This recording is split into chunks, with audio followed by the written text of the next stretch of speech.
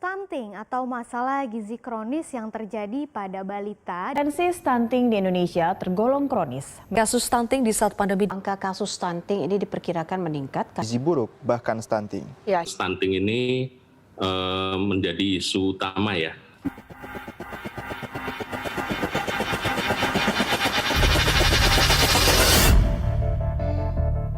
Menteri Koordinator Bidang Pembangunan Manusia dan Kebudayaan Menko PMK Muhadjir Effendi menyatakan bahwa angka kasus stunting atau gagal tumbuh pada anak balita akibat kekurangan gizi kronis diperkirakan meningkat karena pandemi COVID-19.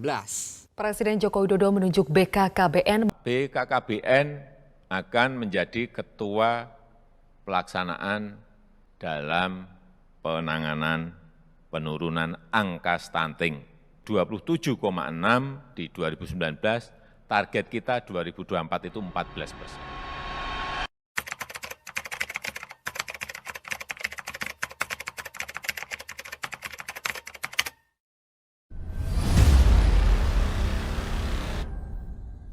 Seberapa jauh pengetahuan remaja tentang stunting? Aku Fadila, mari bercerita. Jutaan balita di Indonesia yang mengalami stunting cukup mengkhawatirkan ya. 9 juta balita di Indonesia mengalami stunting. Di Asia Tenggara, Indonesia merupakan salah satu negara dengan prevalensi tertinggi dalam kasus stunting.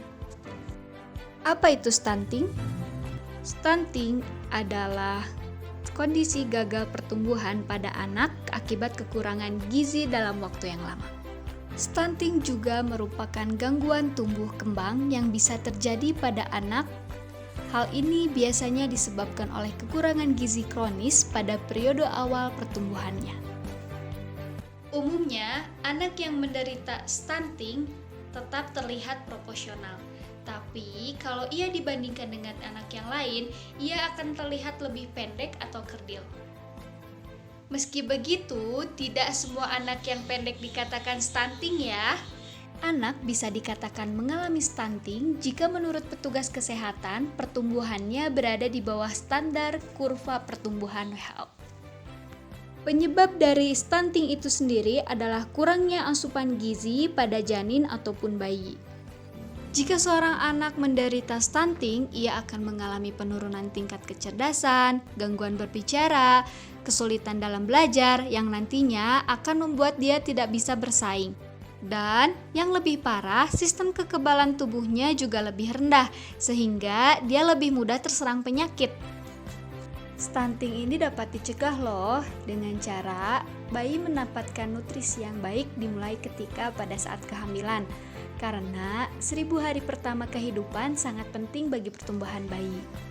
Lalu, mengkonsumsi makanan sehat dan seimbang, memberi ASI eksklusif selama 6 bulan pertama, setelah 6 bulan dari itu diberikan MPASI, dan ciptakanlah lingkungan yang bersih dan sehat.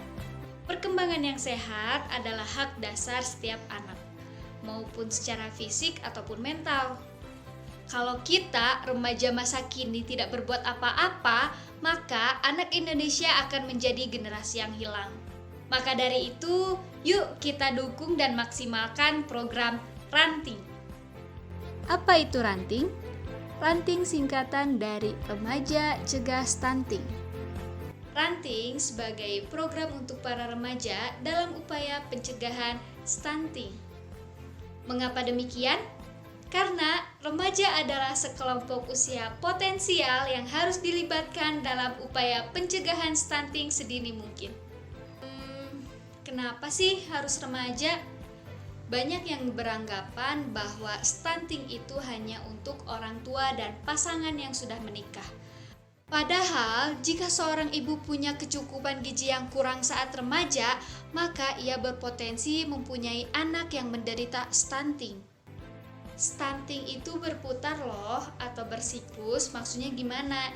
Jadi apabila kita seorang anak mencontoh kebiasaan buruk para orang tua kita, maka setidaknya kebiasaan buruknya itu pun akan dialami oleh kita. Apalagi dalam hal status gizi. Gizi ini akan berpengaruh kepada anaknya kelak. Remaja juga calon orang tua masa depan loh. Gimana sih kiat-kiat kita untuk mencegah stunting di masa yang akan datang? Oke, yang pertama, menerapkan pola hidup sehat. Apabila orang tua kita mempunyai kebiasaan yang buruk mengenai pola hidup, jangan ditiru ya. Ayo kita menjadi generasi pelurus agar kita menerapkan pola hidup sehat. Yang kedua, meningkatkan kualitas diri dengan mengedukasi diri tentang pola hidup sehat dan permasalahan stunting. Cari tahu lebih banyak ya apa itu stunting, sehingga apabila kita makin paham, kita juga bisa semakin menjaga diri. Nah, yang ketiga, rajin memeriksa diri ke pusat pelayanan kesehatan. Di rumah kalian pasti banyak kan ada posyandu ataupun ada puskesmas. Kalian bisa sering-sering ke sana buat cek kesehatan kalian. Dan yang keempat adalah melepaskan kebiasaan buruk yang kita tiru dari orang tua kita untuk diri kita dan anak kita kelak. Tadi udah sedikit disinggung ya, kalau misalnya orang tua kita punya kebiasaan yang buruk tentang pola hidup, jangan kita contoh. Kita harus bisa jadi generasi pelurus supaya anak kita kelak mempunyai pola hidup yang sehat. Setelah banyak tahu tentang stunting, inilah saatnya kita yang muda yang berencana. Jangan lupa ya untuk mengimplementasikan kiat-kiat yang harus kita lakukan untuk mencegah stunting.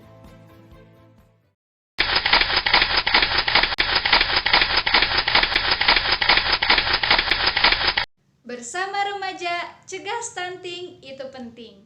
Jika kamu ingin mengkonsultasikan tentang kesehatan dan kecukupan gizi, Pusat Pelayanan Keluarga Berencana menurutku bisa membantu. Ingat, periksa dan konsultasikan. Aku Fadila, sampai jumpa. Bahkan BKKBN menjadi lembaga yang memimpin upaya untuk mencapai target penurunan angka stunting. Kepala BKKBN Hasto Wardoyo mengatakan, untuk mencapai target penurunan kasus stunting menjadi 14% pada tahun 2024 merupakan tugas menantang. Secara nasional untuk stunting itu di nasional 27,5. Prevalensi stunting di Indonesia 27,5% lebih tinggi dibanding Vietnam dengan angka prevalensi stunting. Especially in a country like Indonesia where there is, high prevalence of child marriage, adolescent marriage, we know that the nutritional status of adolescent girls need to be significantly improved. Ya, stunting tidak hanya membahayakan pertumbuhan anak, tapi juga bisa berdampak terhadap pertumbuhan ekonomi nasional dan produktivitas pasar kerja.